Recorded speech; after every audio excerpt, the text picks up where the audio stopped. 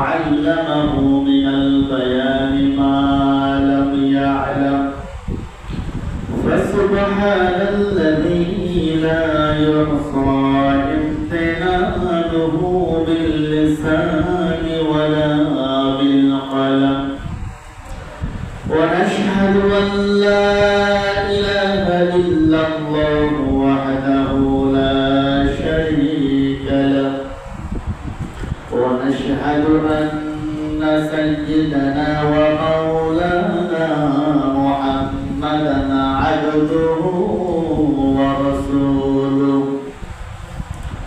فقد قال الله تبارك وتعالى في كلامه المجيد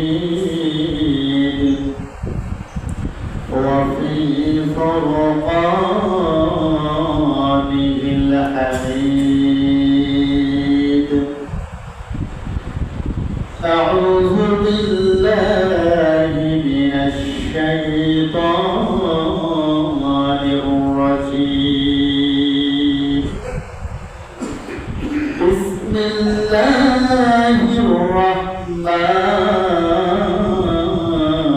الرحيم إن عدة الشهور عند الله 12 شهرا في كتاب الله يوم خلق السماوات والأرض منها 4 حرم ذلك الدين القيم فلا تظلموا فيهن أنفسكم وقاتلوا المشركين كافة كما يقاتلونكم كافة واعلموا أن الله مع المتقين وعن أبي هريرة رضي الله تعالى عنه قال رسول الله صلى الله عليه وسلم العمرة إلى العمرة كفارة لما بينهما والحج مبرور ليس له جزاء إلا جنة رواه البخاري ومسلم وقال الله تعالى في شان حبيبه ومعشوقه إن الله وملائكته يصلون على النبي يا أيها الذين آمنوا صلوا عليه وسلموا تسليما شبه محمد إبراهيم قولي اللهم صل على محمد وعلى آل محمد كما صليت على إبراهيم وعلى آل إبراهيم إنك حميد مجيد اللهم بارك على محمد وعلى آل محمد كما باركت على إبراهيم وعلى آل إبراهيم إنك حميد مجيد بلغ العلا بكماله كشف الدجى بجماله حسنت جميع خصاله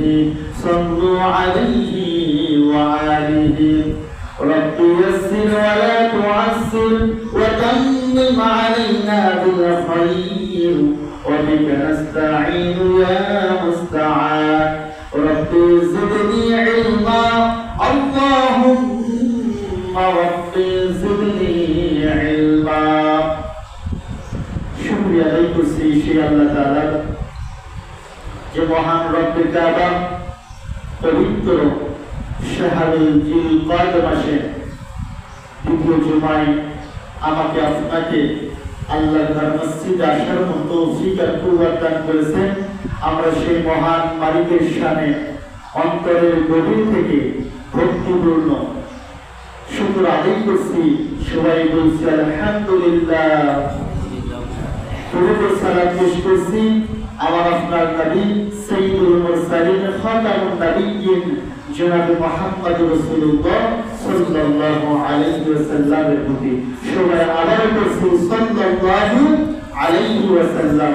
সম্মানিত মুআজ্জাজ মুহতারাম, আজকে জুমার সংক্ষিপ্ত আলোচনার বিষয় হলো জিলকদ মাসের মর্যাদা ও হারাম মাসের গুরুত্ব। আমরা যে মাসে অবস্থান করতেছি মাসের নাম হলো শাহরুল জিলকদ। আল্লাহ তাআলা পৃথিবী যখন সৃষ্টি করেছেন, পৃথিবী আসমান জমিন যখন সৃষ্টি হলো, তখন থেকে সময় গণনা শুরু। সুবহানাল্লাহ। এই সময় গণনা যখন শুরু হয়ে গেল, আল্লাহ তাআলা কালামুল্লাহ হাকিমের মধ্যে ঘোষণা করে দিয়েছেন পৃথিবীর সৃষ্টির শুরু থেকে আগে আল্লাহ তাআলা যখন হিসাব গণনা শুরু করছি, আল্লাহ তাআলার নিকট দুনিয়ার হিসাব মতে মাস হলো 12টি। সুবহানাল্লাহ। কয়টি মাস? 12টি মাস। বাংলা বলেন, খ্রিস্টাব্দ বলেন, আরবি বলেন, সমস্ত পত্রিকার বছরের 12টি মাস। এই মাসটা আল্লাহ তাআলা বলেছেন পৃথিবী যখন সৃষ্টি করেছে, আসমান জমিন সৃষ্টি হয়েছে, এই সময় থেকে আমি আল্লাহ তাআলার হিসাবে গণনায় 12টি মাস ধার্য করেছি। সুবহানাল্লাহ। এই 12 মাসের মধ্যে আল্লাহ তাআলা বলেন আশুহুরুল হুরুম, সম্মানিত 4টি মাস আল্লাহ তাআলা নাম করেছে। এই 4 মাসকে তোমরা অন্য মাসের চাইতে বেশি করে সম্মান দেখাবে, মর্যাদা দেবে।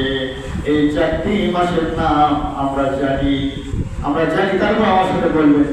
1 নাম্বার হলো যে মাসে অবস্থান করতেছি জিলকদ, 2 নাম্বার কি জিলহজ, তারপরে মুহররম, আরেকটা হলো রজব। এই 4 মাসকে কোরআনে বলা হয়েছে আশুহুরুল হুরুম, হারাম মাস। হারাম শব্দটা তো নিষিদ্ধ, তবে এখানে হারাম দিয়ে এই 4টে মাসকে আল্লাহ তাআলা সম্মানিত বুঝিয়েছেন। সুবহানাল্লাহ। এই মাসকে শুরু থেকে আমাদের নবী হযরত মুহাম্মদ রাসূলুল্লাহ সাল্লাল্লাহু আলাইহি ওয়াসাল্লামের পূর্ববর্তী জামানা পর্যন্ত, এমনকি জাহেলিয়া যুগে কাফিররা এই 4টে মাসকে সম্মান করত। 4টে মাসে তারা ঝগড়া বিবাদ করতো না, মারামারি করতো না, শত্রুতা করতো না। কিন্তু দুঃখের বিষয় হলো সত্য, বর্তমান সময় আমরা এই নিষিদ্ধ সম্মানিত 4টি মাস সম্পর্কে অনেক মুসলমান জানি না, ঠিক না? আজকে সমাজে আমরা বিশৃঙ্খলার মধ্যে রয়েছি, অনেকে মারামারি, ঝগড়া, শত্রুতা লিপ্ত আছে মুসলমান, কিন্তু জানে না এটা জিলকদ মাস। এই মাসে আল্লাহ কোরআনে উল্লেখ করেছেন, হারাম করেছেন ঝগড়া বিবাদ করবে না। এই মাসের আলাদা একটা গুরুত্ব আছে, অনেক মুসলমান এই খবর জানে না, ঠিক না? মনে কষ্ট নেবেন না। জাহেলি যুগে যারা মূর্খতার যুগে পাপের মতো লিপ্ত থাকতো, তারাও এই মাসকে সম্মান করতো। এখন আমরা এই জামানায় মুসলমান নিজেকে দাবি করতেছি, অথচ এই মাস সম্পর্কে আমাদের খবরই নাই। তাহলে যদি বলি জাহেলিয়াতে যুগের চাইতে আমাদের যুগ খারাপ হয়ে গেছে, একদিকে বিবেচনা করলে সেটাই হয়ে গেছে। কারণ মূর্খতার যুগে বসবাস করা সত্ত্বেও তারা জিলকদ, জিলহজ, মুহররম, রজব মাসকে তারা সম্মান করত। কিন্তু আজকে আমরা মুসলমান, আমার দাদা মুসলমান ছিল, আমার বাবা মুসলমান, আমি মুসলমান, আমার সমাজে 10 জনের মধ্যে 10 জনই, কোনো যারা 9 জন, সব তারা 95-99 মুসলমান, তারপরে আমরা এই খবরটা জানি না। এটা আমাদের জন্য কি আফসোস, দুঃখের বিষয়। এই মাসের আলাদা মর্যাদা রয়েছে, কিছু কথা আপনাদের সাথে শেয়ার করি। আজকে ইয়াউমুল জুমা, জুমার দিন, খ্রিস্টাব্দ আজকে 1 মে। জুমার জন্য যখন বাইরে ঘোরাঘুরি, রাস্তাঘাটে গাড়ি ঘোড়া বন্ধ, মুসলমানেরা, শ্রমিকরা একটা করে গেঞ্জি গাইছে, পিছনে লেখা শ্রমিক দিবস, দুনিয়ার মজদুর হলে খাও, এ খাও, ডাক দিয়ে শ্রমিক দিবস, বিশ্ব শ্রমিক দিবস। সবাই মিছিল করবে, মিটিং করবে, গাড়ি ঘোড়া বন্ধ, দিবস পালন করতেছে। এটা বগুড়ায় দেখলাম। একটু করে আসার পরে রেল লাইন 3 মাথা ক্রসিং করার পর দেখলাম ওভার ব্রিজের পাগল বসে আছে। চিন্তা করলাম আমরা কত দিবস, জুমার দিন একটা দিবস, আমি আপনি মর্যাদা কর আল্লাহর হুকুম পালনের জন্য মসজিদে এসেছি। আমার আপনার মতো মুসলমান ভাইরা জুমা অনেকে করবে, অনেকে করবে না, রেডি করবে, মাথায় লাল কাপড় বেঁধেছে, গেঞ্জি পরেছে, শ্রমিক দিবস পালন করবে। ওই পাগলটা ওর কাছে কোনো দিবস নাই। জুমার দিনে যেমন, শ্রমিক দিবস যেমন, ঈদের দিনে তেমন সমান সব, ওর কাছে কোনো দিবস নাই। এখন পাগলের কাছে কোনো দিবস নাই, ওই সমান। আর আমরা যারা বুঝমান তাদের কাছে দিবস আছে। জুমার দিন একটা দিবস, একটা সাপ্তাহিক শ্রেষ্ঠ দিন। আমার যারা শ্রমিক তারা শ্রমিক দিবস পালন করতেছে। কিন্তু দুঃখের বিষয় হলো সত্য, আমরা বিভিন্ন দিবস পালন করি, বিভিন্ন সময়কে আমরা উদযাপন করি, যে লক্ষ্যে উদযাপন করি এই লক্ষ্য আমরা জানি না। একজন শ্রমিককে যদি জিজ্ঞেস করা আজকে পয়লা মে শ্রমিক দিবস, আসলে এই দিবসের তাৎপর্য কি, ওই ব্যক্তি বলতে পারবে না। কারণ আমার দেশে শ্রমিক দিবসের যে স্লোগান জেনে না জেনে দিচ্ছে, এই স্লোগান কেন দিচ্ছে এটা অনেকেই জানে না।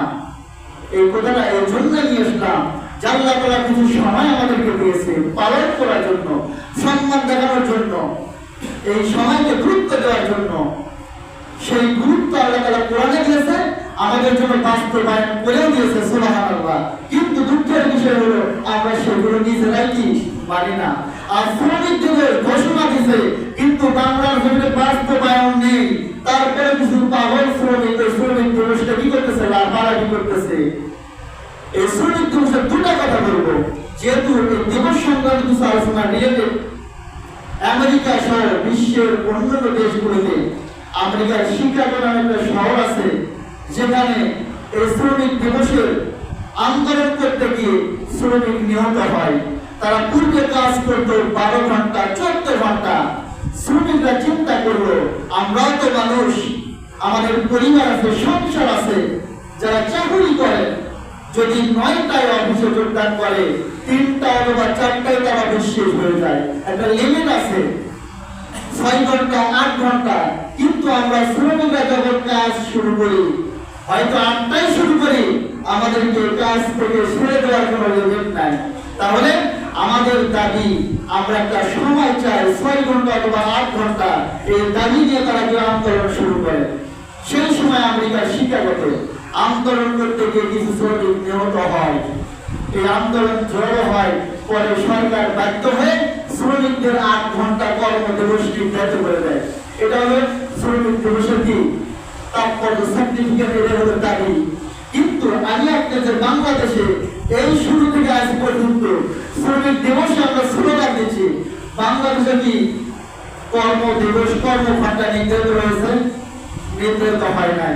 একটা বিষয় সরকারের সমালোচনা করা প্রত্যেকটা জনগণের সাংবিধানিক অধিকার, সেই ক্ষেত্রে আমিও সরকারের সমালোচনা করতে পারি।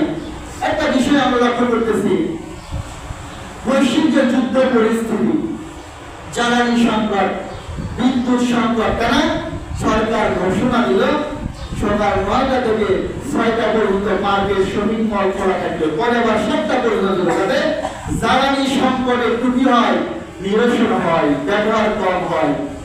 কিন্তু সরকার কিন্তু মে দিবস উপলক্ষে বিভিন্ন কাজ দিয়েছে, আজকের পত্রিকা দিয়েছে, কথাও বলবে, বিভিন্ন এমপি মন্ত্রী, বিভিন্ন শ্রমিক দিবস উপলক্ষে বিভিন্ন প্রকার সভা সমাবেশে বক্তব্য দেবে। ওই এমপি মন্ত্রী আজ পর্যন্ত এই শ্রমিকদের 8 ঘন্টা বা 6 ঘন্টা 10 ঘন্টা কর্ম দিবস সময় নির্ধারণ করার জন্য কোনোদিন কথা সংসদে বলেন, ঠিক কিনা? অথচ তারাই বক্তব্য দিচ্ছে। যদি নির্ধারিত হয় শ্রমিকরা 8 ঘন্টা কাজ করবে, ইসলামের ওই শ্রমিকের অধিকার সম্পর্কে কথা বলেছে। রাসূল সাল্লাল্লাহু আলাইহি ওয়াসাল্লাম বলেছেন, ওই ব্যক্তির উপার্জন সবচাইতে হালাল যে নিজের হাতে পরিশ্রম উপার্জন করে, সুবহানাল্লাহ। আর যে সমস্ত উপার্জন করে সে স্বয়ং আল্লাহ তাআলার বন্ধু, সুবহানাল্লাহ। প্রত্যেক শ্রমিক আল্লাহর বন্ধু, পরিশ্রম করে, কিন্তু এই শ্রমিকরা আল্লাহর বিধান মানে না। দুনিয়ার রাজনীতি, দুনিয়ার মতাদর্শ একটা দিবস দিচ্ছে, সেই দিবসের জন্য তারা সময় ব্যয় করতেছে। কিন্তু সময় ব্যয় করে তার পক্ষে লাভ হতো যদি এই তাৎপর্য যে জন্য তারা সময় দিচ্ছে তার জন্য বাস্তবায়িত হতো, ঠিক কিনা? যদি 8 ঘন্টা চলতো, 9টা থেকে 4টা বা 5টা পর্যন্ত, এটা সরকারের নিয়ম হতো, শ্রমিকদের কি হতো, দাবি আদায় হতো, আমার আপনার দেশে নিয়ম শৃঙ্খলার মধ্যে চলে আসতো। অনেকক্ষণ ধরে রাতের বেলা চলে, শপিং মল 10টা 11টা 12টা পর্যন্ত চলে, 10, 12, 14 ঘন্টায় কোনো লিমিট নাই। ইচ্ছা মতো মার্কেট খোলা, ইচ্ছা মতো মার্কেট বন্ধ। একটা মুসলিম রাষ্ট্রে, একটা সুন্দর রাষ্ট্র যদি পরিচালনা করতে চান, তাহলে নিয়ম নীতি সংকটকালীন শুধু সময় নয়, 24 ঘন্টা 12টি মাস একটা নিয়ম করে চলতে হবে। তাহলে সেই দেশে কোনো সংকট আসবে না ইনশাআল্লাহ তাআলা। কিন্তু আমরা নিয়ম মানি না, সংকট করেছে 2 ঘন্টা কমিয়ে দিয়েছে, তারপরেও দেখবেন মালিকগণ 2 ঘন্টা 6টায় বন্ধ করতে বলে 7টা 8টা বেজে যায়, ঠিক কিনা? আমরা কেউ নিয়মের মধ্যে উঠতে চাই না। সেই জন্য আমাদের সচেতন হতে হবে। আল্লাহ তাআলা আমাকে আপনাকে যে সময়গুলো দিয়েছে, এই সময় আপনাকে আমাকে বুঝিয়ে দিয়েছে, এর দাম, মর্যাদা এবং ফলাফল কি, পুরস্কার কি, এগুলো বুঝিয়ে দিয়েছে। কিন্তু দুঃখের বিষয় হলো আমরা সেগুলো মনে রাখি না, সেগুলো উদযাপন করি না। 2 নম্বর হলো দুনিয়ার মানুষগুলো যেগুলো নিয়ম নীতি করেছে, নিয়মে সুন্দর করে লেখা আছে, কিন্তু সেগুলো বাস্তবায়িত হয় নাই, সেগুলোর পক্ষে আমরা সময় দিচ্ছি, ঠিক কিনা? তাহলে আমরা কতটা ভুলের মধ্যে আছি। সম্মানিত মুআজ্জাজ মুহতারাম, আলোচনা নিয়ে এটা একটা বিষয় গেল, যেহেতু গল্প শেয়ার করতেছিলাম আমরা আসলে কি করতেছি। একটু পরে আসার পর দেখলাম এক জায়গায় অনেকগুলো মানুষ জমা, দেখলাম আল্লাহর এক বান্দা মারা গেছে। এই পাশে মারেরটা দেখতে হবে, গাড়িটা বলতেছে ওনার মাথায় কি ব্রেন টিউমার হয়েছিল, মাদ্রাস নিয়ে গিয়েছিল, আবার নিয়ে যাওয়ার পরিকল্পনা ছিল, কিন্তু তার আগে মৃত্যুবরণ করলো। আমার আপনার জীবনের সময় লেগে মৃত্যু হবেই, কিন্তু এর আগে আমাকে আপনাকে যে কাজগুলো করতে হবে, আল্লাহ তাআলা কোন কাজগুলোর মধ্যে বেশি ফলাফল দিয়েছে, পুরস্কার দিয়েছে, এগুলো আমাকে আপনাকে লুকিয়ে নিতে হবে। কোনটা গেলে অনেকদিন সময় নষ্ট করে ওখান থেকে নিজেকে মাইনাস করতে হবে। এখন একটা এক্সাম্পল লিখতে হবে। উনি বলতেছে বয়স কম ছিল, মারা গেল। এখন আমি প্রশ্ন করি, বয়স কম বেশি নয়, আল্লাহ তাআলার হুকুমের কাছে যার সময় শেষ, তার বয়স যদি 5 দিন হয়, অথবা জন্মের 5 মিনিট হয়, অথবা 50 বছর হয়, হায়াত আল্লাহ তাআলা ওখানে শেষ হয়ে গেছে, তখন টানতে নেবে। এই যে ফসল করা হতো ধান, একজন জমিনের মালিক ধান পেতে গেছে, সে কি করছে, কি বলে আমরা কামলা বলেন না কিষান বলেন, কিষান রেডি করছে 10 জন, আমার 1 বিঘা জমি ধান পেয়ে গেছে, তোমরা গিয়ে কেটে দেবে। ওই কিষান ধান কাটার জন্য রেডি। এখন আপনার সমাজের যাই মান্যবর ব্যক্তি, অথবা আমি ইমাম সাহেব যদি বলি ভাই ধান কাটার দরকার নেই, ধান কাটো না, এত সুন্দর ফসল কাটার দরকার নাই, সেটা আমার কথা শুনবে? কথা বলেন কেন? আমি তো ইমাম সাহেব। অথবা সমাজের গণ্যমান্য ব্যক্তি, যে ভাই ধান পাচ্ছি, সত্য ধান কাটার দরকার নাই, কিন্তু মালিক কাছে তুমি কাটো, বলছে হুজুর আপনাকে মহব্বত করি, ভালোবাসি, ঠিক আছে, অন্য কথা বলেন। এই ধান কাটার জন্য মালিক কি দিয়েছে? অনুমতি দিয়েছে, কাটতে হবে, ধান কাটতে আমাকে পুরস্কার দিন, মানে আমাকে পারিশ্রমিক দিতে হবে, আপনার কথা মানা যাবে না। তার মানে কি, আল্লাহ তাআলার আদালতে যখন বান্দার হায়াতের পুঁজি শেষ হয়ে যায়, তার বয়স হোক 5 বছর, হোক 10 বছর, হোক 30 বছর, হোক 50 বছর, আল্লাহ তাআলার হুকুম যখন হয়ে যায় বান্দার হায়াত শেষ, সঙ্গে সঙ্গে আল্লাহ তাআলা আজরাইলকে নোটিশ করেন, চাও গ্রামে বান্দার হায়াত শেষ, অর্জনটা কবজ করে নিয়ে আসো।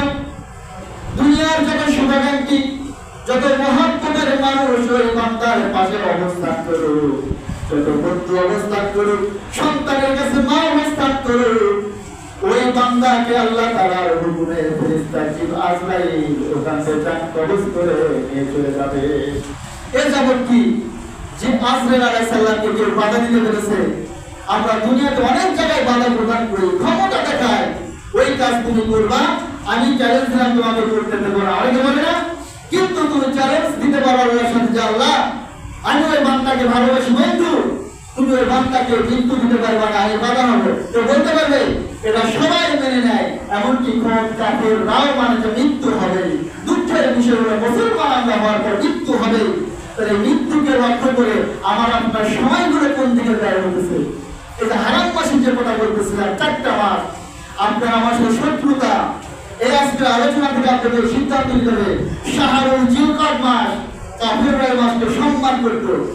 মারামারি থাকলে ঝগড়া থাকলে তারা ঝগড়া বন্ধ করে দিতে হারাম মাস সম্মানিত মাস। কিন্তু আজকে আমার সমাজের কথা বলতেছি, সকালবেলা উঠে অন্যজনকে গালি গালাজ করতেছে, নাউজুবিল্লাহ, অন্যের ক্ষতি করার জন্য চিন্তা করতেছে, অপরকে মারবো এই চিন্তা করি করব না, ও জানেই না এটা কারবি কি মাস। অথচ ততদিন তো জাহেলি যুগে কাফেররা এই মাসকে জানতো। তাহলে আমি আপনার অবস্থান কোথায়, মনে কষ্ট নেবেন না। আমরা বলি শিক্ষার হার বেশি হচ্ছে, কিন্তু নবী বলেছেন যত যুগ অতিবাহিত হবে ইলম উঠে যাবে, কমে যাবে। এখন আল্লাহ রাসূল বলেছে ইলম উঠে যাবে, আমি আপনি দেখতেছি শিক্ষিতের হার বাড়তেছে। নবীর কথা সত্য না আমার আপনার কথা সত্য? নবীর কথা সত্য। আজকে দেখবেন আমাদের পিতামাতা অনেকে আছে যারা লেখাপড়া করতে পারে নাই, সমাজে 10 জনের 9 জনে কি প্রাতিষ্ঠানিক বিদ্যা নাই, লেখাপড়া করতে পারে না, কিন্তু সমাজ আজকে থাকে প্রত্যেকের সন্তান শিক্ষিত হচ্ছে। ঠিক না?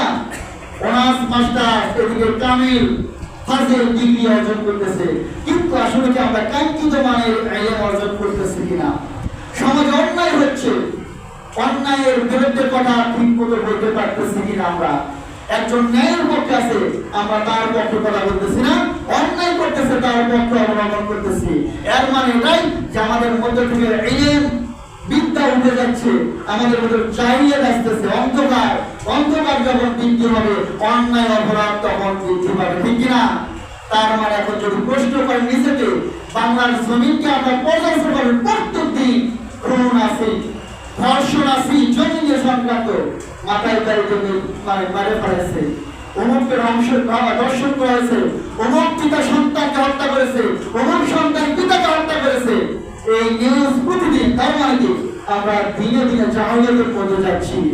সেই জন্য আমার আপনার ইলমকে চর্চা করতে হবে, আল্লাহ তাআলার বিধানগুলো মেনে নিতে হবে। সম্মানিত মুআজ্জাজ মুহতারাম, সময় শেষের দিকে আলোচনা বৃদ্ধি করব না। তাহলে এই জিলকদ মাসের মর্যাদা আল্লাহর কাছে অনেক বেশি, আল্লাহর কাছে অনেক বেশি। জিলকদ মাস হজের মাস, সবাই জিলকদ জিলহজ, আল্লাহর অনেক বান্দা যারা হজ করার জন্য মক্কায় আল্লাহর ঘর বাইতুল্লাহ তাওয়াফ শুরু করে দিয়েছে, অনেকে প্রস্তুতি গ্রহণ করতেছে। আমার আপনার কি করতে হবে? আকাঙ্ক্ষিত একটা ইবাদত হজ। আল্লাহ তাআলা আমাকে আপনাকে যদি কবুল করে, আল্লাহুম্মা আমিন। কষ্ট নেবেন না, আমাদের দেশীয় একটা যে রীতি হয়ে গেছে, আসলে হজ ফরজ ইবাদত তাদের জন্য যাদের সামর্থ্য আছে। আমরা বাংলাদেশের প্রেক্ষাপটে যদি আমি চাকরি করি, শ্রমিক হই বা কৃষি কাজ করি, আমার সারা জীবন আস্তে আস্তে করে সম্পদ উপার্জন করি, জমা করে শেষ বয়সে আমরা হজ করার জন্য মক্কায় যাই, সৌদি আরব যাই। ঠিক কিনা? এটা আমাদের বাংলাদেশের রেওয়াজ, অন্য কোনো দেশে না। কিন্তু অনেকদিন দেখবেন বয়স 15, 18, 20, 22, 25 একবার দুইবার হজ হয়ে গেছে, তারা বয়সকে শেষ বয়সের জন্য রেখে দেয় না। আমাদের বাংলাদেশে শেষ বয়সের জন্য রেখে দেয়, চাকরি রিটার্ন হলে আমি হজ করবো। দেখবেন অনেক আল্লাহর বান্দা সরকারি চাকরি করেছে, বিভিন্ন প্রতিষ্ঠানে চাকরি করেছে, ন্যায় অন্যায় বাছ বিচার করে নাই, ন্যায় পথেও টাকা উপার্জন করেছে, হালাল পথেও হারাম পথেও উপার্জন করে চাকরি শেষ দাঁড়িয়ে রেখে দিছে, হজ করে হচ্ছে হাজি সাহেব, মারা গেলে জান্নাতে চলে যাবে। এটা তো আসলে জান্নাত তো তাদের জন্য। আমাকে আপনাকে হজ আর বাকি আলাদা করতে হবে। আপনার উপার্জন কোন দিকে হলো? আপনি হজ যদি সারা জীবন না করেন, আল্লাহ তাআলা আপনাকে ধরবে না যদি আপনার উপর ফরজ না হয়। এখন অনেকে এই ফরজটা নিজের উপর চাপিয়ে নিচ্ছে যে আমি ফরজ হোক না হলে আমি হজ করবো। অনেকে ওমরায় আপনি 500 বার ওমরা করলেও আপনার কি একটা হজের সম হবে না। অনেকে আবেগের উপর ওমরা করে আসতেছে, হাজি সাহেব বলছে, হাজি সাহেব অনেকে বলতে ছোট হজ বড় হজ। এটা বলে হজের কোনো ছোট বড় নেই, হজ হজ ফরজ হয় যেটা হজ এটা ফরজ, ওমরা হলো নফল। অনেকে বলে ওমরা কি ছোট হজ, এটা করে ছোট হাজি হবে, তাই না? ছোট হাজি সাহেব যখন হয়ে আসবে সমস্যা, ছোট ছোট পাঠ করে সমস্যা নেই, কিন্তু হাজি সাহেব এটা আমার সমাজে দেখতেছি, আল্লাহ তাআলা হেফাজত করুন। ওমরা করা ভালো, হজ করা ভালো, কিন্তু এই ভালোটা আপনাকে জীবনের শুরু থেকে সেভাবে আপনাকে সেট আপ দিতে হবে। জানি আল্লাহ তাআলা যেগুলো কাজ করতে বলেছে, যে সময়গুলো আমাকে যেভাবে ব্যবহার করতে বলেছে, আমাকে সেইগুলো সেভাবে ব্যবহার করতে হবে। ওই তো কাজ করা যাবে না। এইভাবে যদি হালাল পথে আপনি জীবনটা পরিচালনা করেন, আল্লাহ কোন শিক্ষা তারপর বাইতুল্লাহ জিয়ারত করেন, কোনো সমস্যা নেই। কিন্তু যদি আমি অন্যায়কে মেনে নিয়ে অন্যায়ের পথে জীবন পরিচালনা করে আমি যত হজ করে হজ দিয়ে কাঙ্ক্ষিত ফলাফল লাভ করা যাবে না। সম্মানিত উপস্থিতি, সেই জন্য হজের নিয়ত আমরা করি যাতে কবুল হজ, যে হজ করলে জীবনের গুনাহ মাফ হয়, এমন হজ আমাদের কবুল আল্লাহ জুটিয়ে দেন, আল্লাহুম্মা আমিন। এমন হজ দিলে আলহামদুলিল্লাহ। আর যে হজ করলেন হজ কবুল হলো না, এই হজ করাও যা না করাও তাই। আল্লাহ তাআলা আমাদেরকে কবুল হজ করার তৌফিক দেন, আল্লাহুম্মা আমিন। সেই জন্যই আমাদের অর্থনৈতিক স্বাবলম্বী দান করেন, আল্লাহুম্মা আমিন। সম্মানিত মুআজ্জাজ মুহতারাম, হজ সংক্রান্ত একটা হাদিস করেছিলেন হযরত আবু হুরায়রা রাদিয়াল্লাহু তাআলা থেকে বর্ণিত। তিনি বলেছেন, আর উমরাতু কাফফারাতুন লিমা বাইনাহুমা, একজন যখন উমরা করে